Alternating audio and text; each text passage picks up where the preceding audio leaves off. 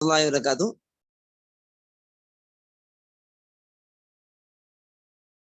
شبیر حسین صاحب کلاس میں موجود ہیں جی؟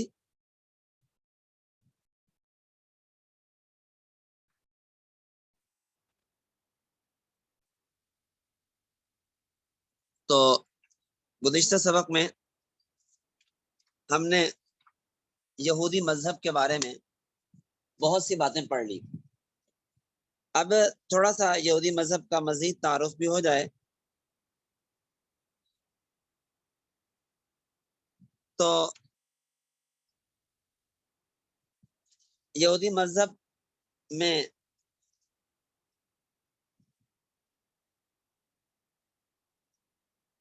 عبادات کیا تھی؟ پچھلے سبق میں ہم نے پڑھا تھا کہ نماز بھی ہے، روزہ بھی ہے، اور اسی طرح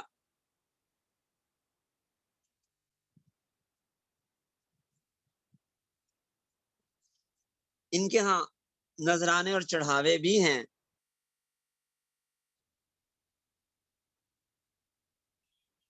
سبت کے دن کے چڑھاوے ہم نے پڑھ لیے تھے، صبح کے چڑھاوے، شام کے چڑھاوے، ان کا ذکر بھی ہوا تھا۔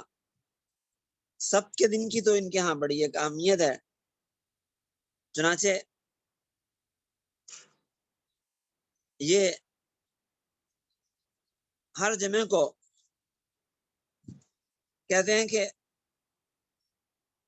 زوال آفتاب سے کچھ پہلے ملکہ سبت آتی ہے، اور یہودیوں کو تقدس تحفہ عنایت کرتی ہے۔ اس قیامت کے بعد زندگی کی نقل و حرکت میں کمی آتی ہے، پریشانیاں مصیبتیں ایک طرف رکھ دی جاتی ہیں، تو یہ ایک دن پہلے ہی جمعے کے دن ہی آ جاتی ہے، اور یہ سب ان کے ہاں جمعے کے دن غروب آفتاب سے 18 منٹ پہلے شروع ہوتا ہے، اور ہفتے کے دن غروب آفتاب کے 1 گھنٹہ بعد تک سب قائم رہتا ہے، اور اتنے وقت کے اندر کام کاج کرنے سے گریز کرتے ہیں۔ عبادت کا دن ہے، دعائیں، نماز، قرآن پڑھ کے روحانی سکون حاصل کرنا۔ سب کی تیاری جمعے کے دن سے شروع ہوتی ہے، ہر چیز تیار اپنی حالت میں رکھی جاتی ہے، روشنیاں کی جاتی ہیں، موم بتیاں ہوتی ہیں، سبت والی موم بتیاں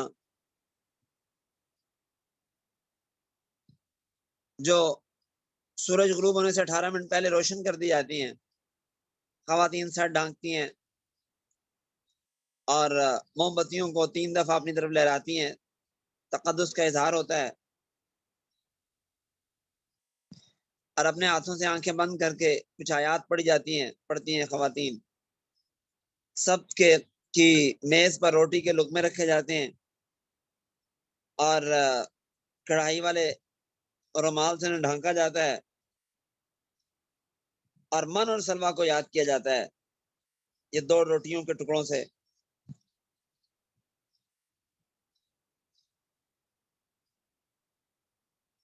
اور کہا یہ جاتا ہے کہ ہفتے کے دن من سلوا نہیں اترتا تھا،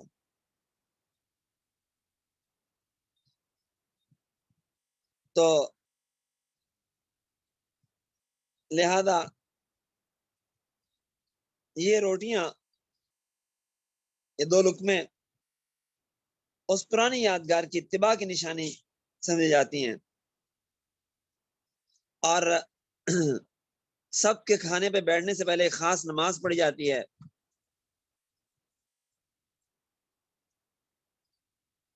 اور کھانے کے دوران چائے اور کافی پینے کی اجازت ہوتی ہے۔ بہرحال یہ سب کا کھانا ہوتا ہے، اور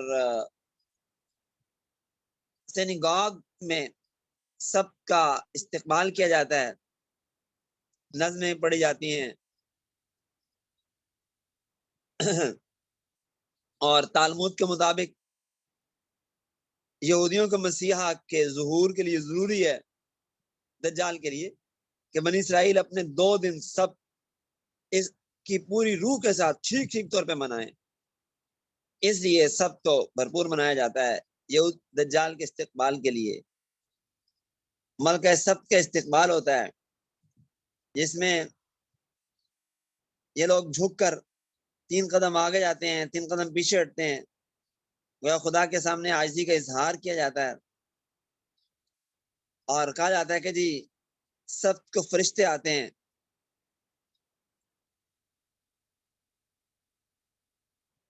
نیکی اور بدی کے 2 فرشتے ہر یہودی فرد کے ساتھ اس کے گھر آتے ہیں،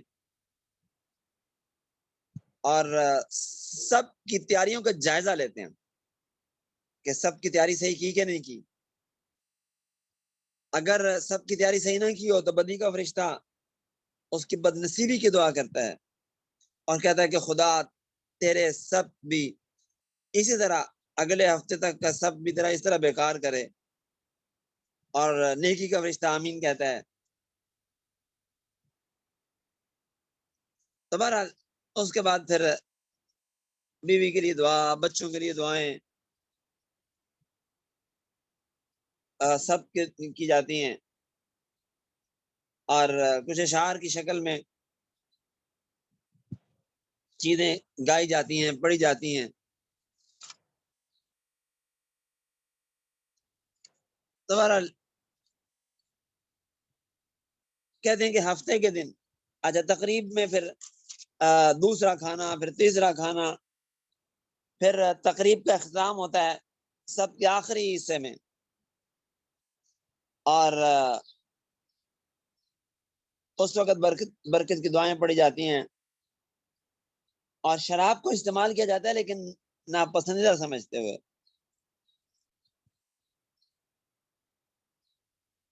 مکروہ جانتے ہوئے، اور پھر سب کی دعائیں پڑھی جاتی ہیں موم بتیوں پر۔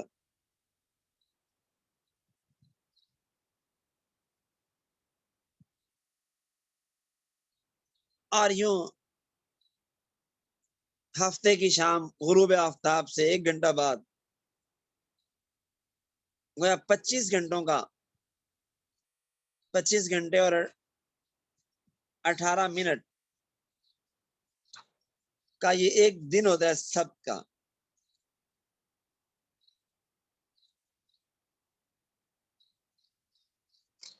جو یہ لوگ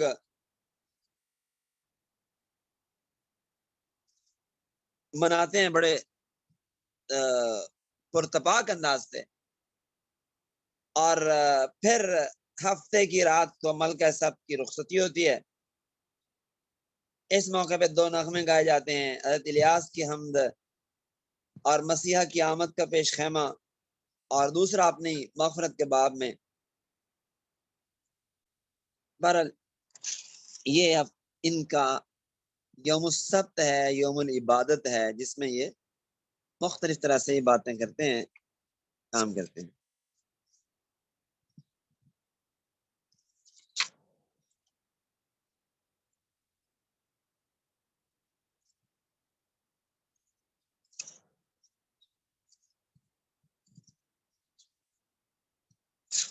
اسی طرح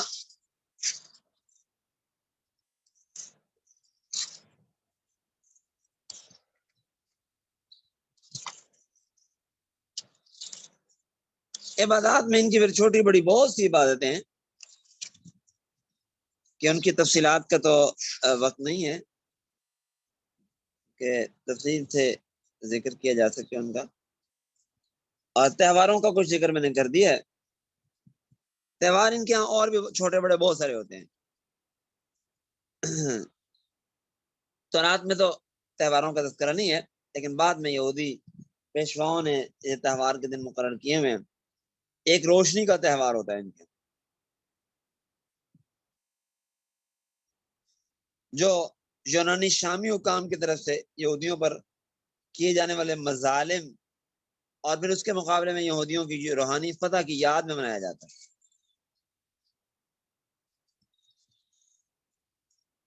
ایک اور اس میں شمع دان ہوتا ہے، شمع جلائی جاتی ہے، شمع کو نمایاں جگہ رکھا جاتا ہے۔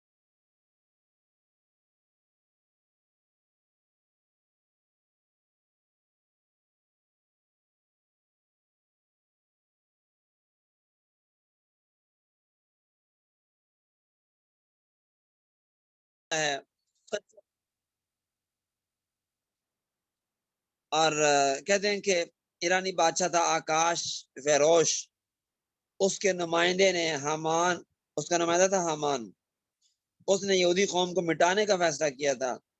آکاش فیروش نے ایک بار دارالحکومت میں ضیافت کی اور 127 مقبوضہ علاقوں سے شہزادیوں کو بلوایا، جس میں شرکت کی خاطر اپنی ملکہ کو بھی دعوت دی تھی، لیکن شرط یہ تھی کہ ملکہ تاج پہنے بغیر ضیافت میں آئے، بغیر نہیں آئے گی۔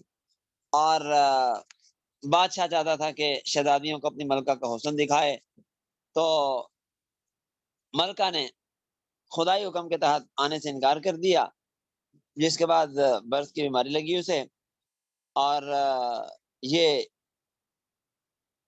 یہودی مخالف وزیر حامان کے زوال کا باعث بنا۔ بادشاہ نے فیصلہ کیا کہ اب ورث زدہ ملکہ کی جگہ ایک نئی ملکہ لائے گا، تو حامان نے بادشاہ سے ایک فرمان جاری کروایا، جس کے تحت اس کی ہر رعایا پر لازم ہو گیا کہ عزت و احترام بجا لانے کی خاطر وہ حامان کے آگے جھک جائے۔ تو بعض یہودیوں نے انکار کر دیا۔ حامان نے ارادہ کیا کہ اب یہودیوں کی کسی قیمت پہ زمین پہ زندہ نہیں چھوڑے گا۔ اس دوران شاہ ایران نے ایک خاتون تھی ایستھر، اس کو اپنی نئی ملکہ بنایا، اور وہ اتفاق سے مذہباً یہودی تھی، لیکن اس نے مصلحتاً آکاش ویروش پر اپنے مذہب کا انکشاف نہیں کیا تھا۔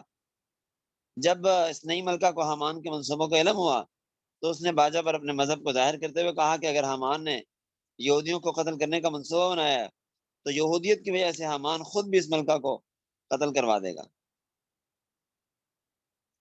تو آکاش ویروش نے یہودیوں کو اسلحہ ساتھ رکھنے کی ہدایت دے دی، اور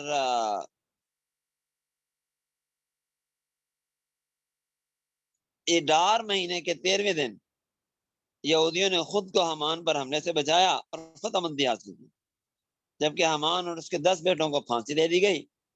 اس کے بعد سے ایڈار کی ہر 14ویں اور 15ویں تاریخ کو تہوار قسمت منایا جاتا ہے۔ تو یہ تہوار بھی ان کے ہاں ہے۔ ایک اور تہوار ہے سکھوت تہوار، اور کہتے ہیں کہ یہ خیمے کا تہوار ہے۔ یہودیوں کو حکم دیا گیا تھا کہ اس دن اپنا گھر بار چھوڑ کر عارضی طور پہ کچے مکان میں رہیں، تو اس کی یاد میں آج بھی یہ ایک نیم کچا مکان بناتے ہیں اور اس کے اندر آ کے یہ رہتے ہیں۔ تو یہ ایک تہوار ہوتا ہے ان کا سکھوت۔ بہرحال یہ 2 بڑے تہوار ہیں ان کے یہاں، اور بھی بہت سے تہوار آتے ہیں، لیکن یہاں پہ ان کے ذکر کرنے کی خاص ضرورت نہیں۔ اچھا، سود ان کے یہاں حرام ہے۔ کسی یہودی کی جان لینا، یعنی یہودی دوسرے یہودی کو قتل کرے، یہ ان کے ہاں حرام ہے، اور خنزیر بھی حرام ہے۔ چنانچہ سود کی حرمت کتاب خروج احبار استثناء وغیرہ میں واضح طور پہ لکھی ہوئی ہے، اور خنزیر کی حرمت کتاب استثناء باب 14 آیت 8 میں لکھی ہوئی ہے، لیکن آپ دیکھ لیں کہ یہ آج یہودی کھاتے ہیں خنزیر وغیرہ، اور چربی حرام کر دی گئی، تو قرآن نے بھی کہا، اور کتاب احبار میں بھی لکھا ہوا ہے۔ کتاب احبار آیت 22-23 میں ہے کہ خداوند نے موسیٰ سے کہا، بنی اسرائیل سے کہو کہ تم نہ تم لوگ نہ تو بیل کی، نہ بھیڑ کی، نہ بکری کی کچھ چربی نہ کھانا.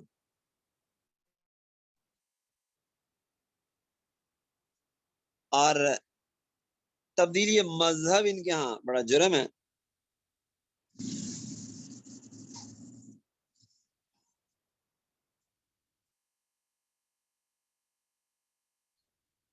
اور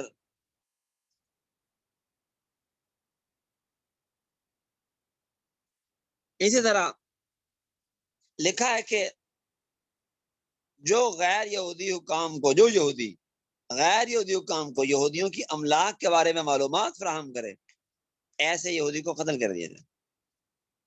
چنانچہ اسحاق رابن اسرائیلی وزیر اعظم تھا، اس کو یہودیوں نے اسی لیے قتل کیا تھا کہ اس نے یہودیوں کی باتیں دوسروں کو بتائی تھی.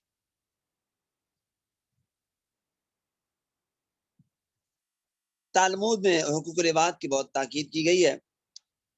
طہارت، پاکی، صفائی ستھرائی، یہ ان کے ہاں بہت زیادہ پائی جاتی ہے. عیسائیوں میں نہیں ہے ایسی جو ان میں ہے.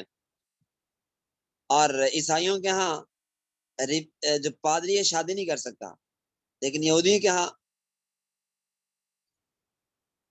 ربیوں کو شادی کرنے کی ہدایت دی جاتی ہے. شراب ان کے ہاں حلال ہے کہ حرام ہے؟ تو کتاب زبور میں لکھا ہے، حضرت داؤد فرماتے ہیں کہ اللہ علیہ اللہ نقل کفر کو فرمایا کہ اللہ ہمیں شراب دیتا ہے جو ہم کو مسرور کرتی ہے. یہ بتایا کہ مذہبی عبادات میں ان کے ہاں شراب کا استعمال جائز ہے، جیسے کہ پہلے بات گزر چکی ہے. جبکہ کتاب اخبار باب 10 آیت 10 9 میں 9-10 میں لکھا ہے کہ تو یا تیرا بیٹا شراب پی کر کبھی خیمہ اجتماع میں داخل نہ ہونا، اگر تم ایسا کرو گے تو مر جاؤ گے. تو مطلب یہ ہے کہ شراب ان کے یہاں حرام تھی اصلا، لیکن اب انہوں نے شراب کو حلال کر لیا ہو. اور الیاذ باللہ معاذ اللہ کہا جاتا ہے ان کی طرف، ان کے یہاں کہا جاتا ہے، ان کی کتابیں بتاتی ہیں کہ آدم اور حوا کی شادی کے موقع پہ نعوذ باللہ فرشتے بھی خوشی سے ناچ رہے تھے، گا رہے تھے، اور شراب بھی ان کے ہاں اسی لیے استعمال کی جاتی تھی. تو بہرحال یہ ان کی کچھ رسوم ہیں، کچھ ان کے تصورات اور مسائل ہیں. اچھا، صدقہ دینا یہ خود پہ واجب سمجھتے ہیں. تقیہ کرنا، تقیہ کیا ہوتا ہے؟ جو ہمارے ہاں اسلام کی طرف منسوب فرقے جیسے کہ اہل تشیع ہیں وہ بھی کرتے ہیں.